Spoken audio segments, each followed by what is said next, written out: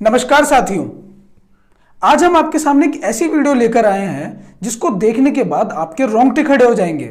लेकिन साथियों, मैं आपको एक बात बताना चाहूंगा कि हम ये पहले से जानते थे कि एक ऐसा वायरस जरूर छोड़ा जाएगा जो कि दुनिया की जनसंख्या को कम कर देगा। और इस बात को साबित करने के लिए हम आपके सामने एक 5 साल 8 महीने पुरानी वीडियो लेकर आए हैं। यह वीडियो 24 जुलाई 2014 को शूट की गई थी। आइए इस वीडियो को देखते हैं। दुनिया की जनसंख्या कह रहे 700 करोड़ से ज्यादा हो रही है। तो हमारे काम के लिए बिना बात में, पर दुनिया के संसाधनों को हमें भी जीना है तो बहुत वेस्ट कर रहे हैं। ठीक है ना, इसलिए इसको घटाकर 50 से 100 करोड़ कर दिया जाए। इन्होंने एक वायरस बनाया है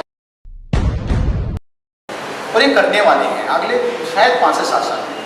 ठीक है ना, मैं बताऊंगा अगली प्रेजेंटेशन में 5 से 7 साल में। देखा आपने? एक बार फिर से देखिए। इन्होंने एक वायरस बनाया है और ये करने वाले हैं अगले शायद 5 से 7 साल में। सुना आपने क्या कहा इन्होंने? उन्होंने यह कहा कि ये जो लोग दुनिया पर शासन करना चाहते हैं, यह लोग पूरी दुनिया की जनसंख्या को कम करने के लिए आज से 5 से 7 साल बाद एक वायरस जरूर छोड़ेंगे। यह वीडियो आज से 5 साल 8 महीने पुरानी है। आप इस बात पर ध्यान दें कि लेखक ने 2 से 3 साल नहीं बोला और ना ही 10 से 12 साल बोला, बल्कि बिल्कुल सटीक 5 से 7 साल बोला। इसी वीडियो में आगे चलकर लेखक और भी कई आश्चर्यजनक खुलासे करते हैं जिन्हें हम अभी वीडियो में आगे आपको दिखाएंगे।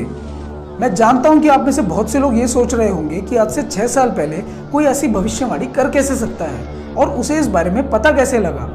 तो साथियों, ऐसा कुछ नहीं है कि उस व्यक्ति को एक रात को सपना आया हो कि आज से 5 से 7 साल बाद कोई वायरस फैलाया जाएगा। उन्हें यह बात इसलिए समझ आ गई थी क्योंकि पूरी दुनिया की व्यवस्थाओं का अध्ययन करने के बाद उन्हें यह समझ आ गया था कि आखिर ये दुनिया चलती कैसे है। और उसके बाद ही उन्होंने बैंकों का मायाजाल पुस्तक लिखी ताकि हर व्यक्ति समझ सके कि ये दुनिया चल कैसे रही है और कौन इसे चलाता है। सिर्फ इतना ही नहीं, तो उन्होंने ये भी बताया कि कोरोना वायरस तो सिर्फ एक टेस्ट वायरस है। टेस्ट वायरस मतलब कि ये वायरस सिर्फ इसलिए फैलाया गया है ताकि पता लग सके कि ये कितने लोगों तक फैल सकता है और देशों की सरकारें किस प्रकार प्रतिक्रियाएं देती हैं ऐसे वायरस के फैलने पर। उन्होंने ये भी बताया कि इस वायरस से तो केवल 1 से 2 करोड़ लोग ही मरेंगे, लेकिन उन लोगों के पास ऐसे भी वायरस हैं जिससे लगभग 300 से 400 करोड़ लोग भी मारे जा सकते हैं। मैं जानता हूं कि आप लोग ये जानना चाहेंगे कि आखिर ये लोग हैं कौन जिन्होंने इस वायरस को फैलाया है। तो ये जानने के लिए तो आपको बैंकों का मायाजाल किताब पढ़नी ही पड़ेगी। यह किताब कोई साधारण किताब नहीं है। इस किताब को पढ़ने के बाद आपके पैरों तले जमीन खिसक जाएगी। इस दुनिया को देखने का आपका नजरिया ही बदल जाएगा। जब ये किताब देश के समाज सेवी अन्ना हजारे जी ने पढ़ी तो उन्होंने यह कहा कि यह किताब देश के युवाओं को पढ़ना बहुत जरूरी है। पूरी पीठ के शंकराचार्य निश्चलानंद सरस्वती जी ने भी इस किताब को पढ़ने के बाद इस किताब पर अपना वक्तव्य दिया है। देश के एक चर्चित पत्रकार विनीत नारायण, जिन्होंने हवाला कांड का खुलासा किया था, उन्होंने जब ये किताब पढ़ी तो उन्होंने यह कहा कि यह अद्भुत किताब 125 करोड़ भारतीयों की आंखें खोल देगी। इतना ही नहीं, देश के प्रमुख अखबार जैसे अमर उजाला, पंजाब केसरी और उत्तर भारत के और भी कई अखबारों में इस किताब पर लेख छपे हैं।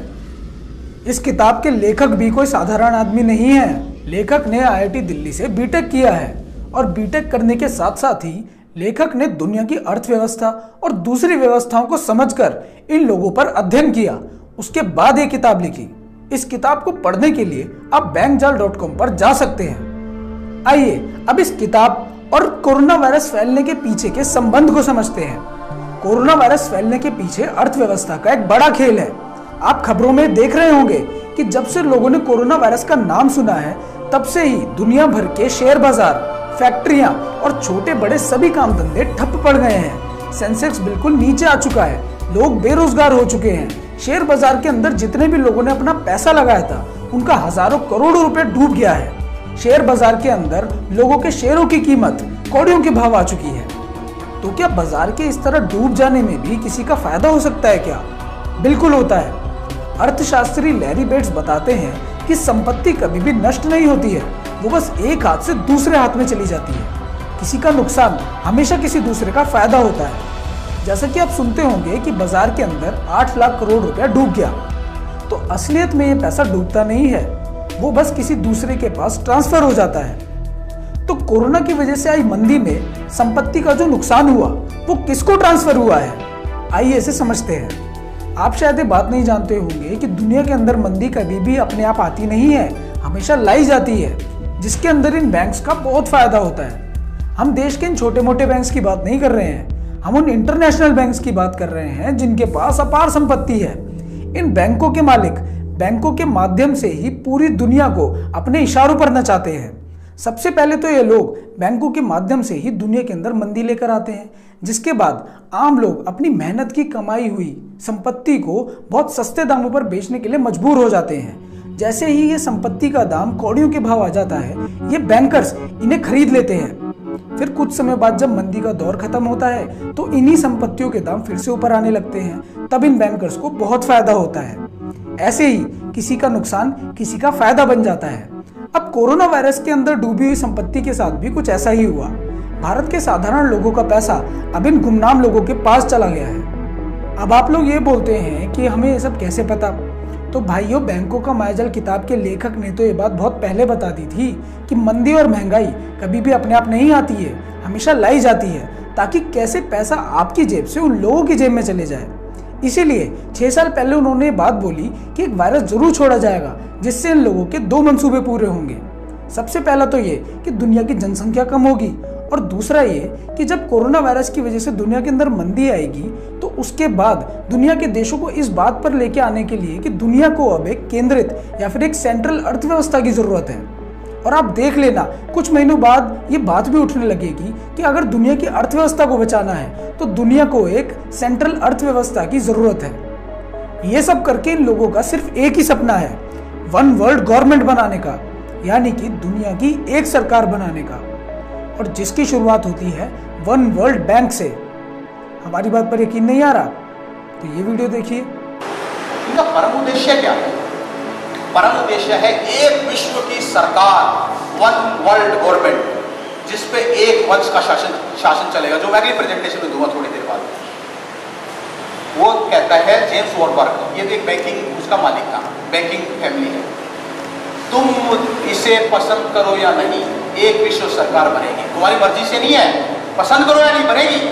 सवाल सिर्फ इतना है कि प्यार से बनेगी या पिटाई से बनेगी। सवाल सिर्फ इतना है कि प्यार से बनेगी या पिटाई से बनेगी। आप लोगों को शायद ये बात अभी मजाक लग रही होगी, लेकिन बैंकों का मायाजाल किताब के लेखक आज से 6 साल पहले हमसे इस बात पर शर्त लगाया करते थे कि ये लोग दुनिया की जनसंख्या को 700 करोड़ से 50 करोड़ तक लेके आने के लिए बहुत काम कर रहे हैं, जिसमें से एक काम है एक ऐसा वायरस फैलाना जिसकी वजह से लगभग 3 से 4 महीने के अंदर दुनिया की जनसंख्या एकदम आधी की जा सकती है। उस समय तो हमें इनकी इस बात पर यकीन नहीं आता था, लेकिन आज हमें उनकी इस बात पर यकीन करने पर मजबूर होना पड़ा है। ये बात बिल्कुल सच है कि ये लोग ये चाह रहे हैं कि पूरी दुनिया की अर्थव्यवस्था सिर्फ एक बैंक से संचालित हो। जैसे जैसे दुनिया के अंदर कोरोना का असर बढ़ेगा वैसे वैसे मंदी बढ़ेगी, तो दुनिया के देश थक हार के अपने आप इनके पाले में चले जाएंगे। दुनिया के देश ये समझ नहीं पाएंगे कि जिसके पास वो मदद मांगने के लिए गए हैं, असलियत में उन्हीं लोगों ने कोरोना वायरस फैलाया था।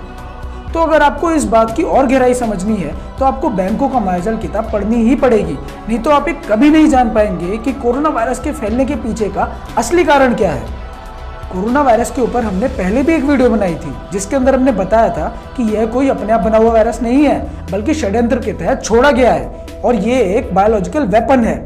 लेकिन सरकार अब भी इस बात को मानने को तैयार नहीं है कि एक सीधा सीधा बायोलॉजिकल वॉर है। जैसे ही वायरस फैलाया गया, सरकार को इसे वॉर डिक्लेयर करना चाहिए था और युद्ध स्तर की तैयारियां करनी चाहिए थी, क्योंकि हमारे देश के ऊपर आक्रमण हुआ है भाई। 300 से ज्यादा लोग मारे जा चुके हैं और अभी पता नहीं कितने मारे जाएंगे।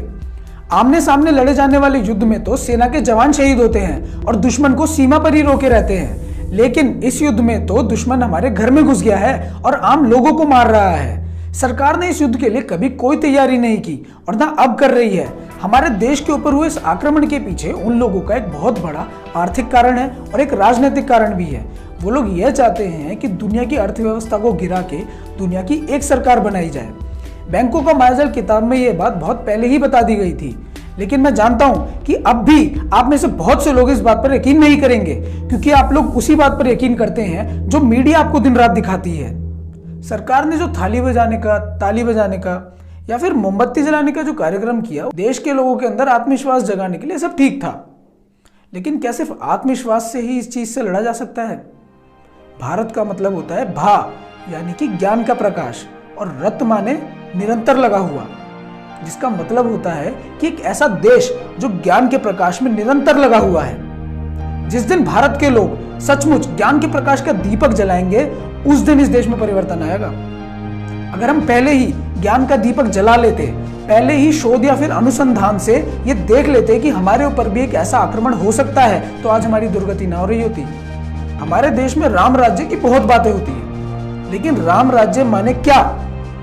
राम राज्य माने व्यवस्था, एक ऐसी व्यवस्था जिसमें राम 14 वर्ष के लिए वनवास चले जाते हैं और भरत राम जी की खड़ाऊ रखकर ही 14 वर्ष तक सब कुछ संभाल लेते हैं।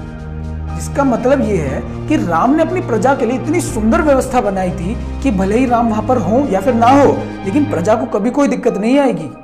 आइए इसी व्यवस्थाओं के निर्माण के ऊपर आपको एक ज्ञानवर्धक कहानी सुनाता हूँ। पुराणों में जिक्र आता है कि एक बार राजा जनक किसी अतिथि के साथ अपने राजभवन में बैठे हुए थे। तो बातचीत करते करते एक सिपाही उनके पास आता है और राजा जनक को बताता है कि आपके राज्य में कहीं पर आग लग गई है। तो राजा जनक उसकी बात सुनते हैं और कह देते हैं ठीक है भाई चले जाओ। सिपाही चले जाता है। तो सिपाही और राजा जनक की बात सुनकर वहां पे जो अतिथि बैठा था वो राजा जनक से बोलता है कि भाई आपके राज्य में आग लगी है, आपको वहां पे जाकर देखना चाहिए, उस आग को बुझवाना चाहिए, आप यहाँ आराम से बैठे हुए हैं। तो राजा जनक उसे कहते हैं कि भाई इस आग के लगने से बहुत पहले मैंने चिंतन कर दिया था कि अगर मेरे राज्य में कहीं पर आग लगेगी तो मुझे क्या क्या करवाना है।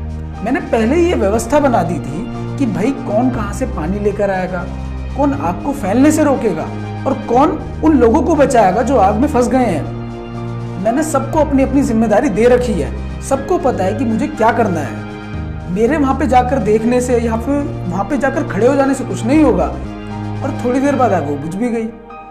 तो साथियों इसे कहते हैं भारत। इसी व्यवस्थाओं बनाने के काम को ही कहते हैं भारत। ये नहीं कि अरे कोरोना आ गया चलो अब इससे लड़ते हैं।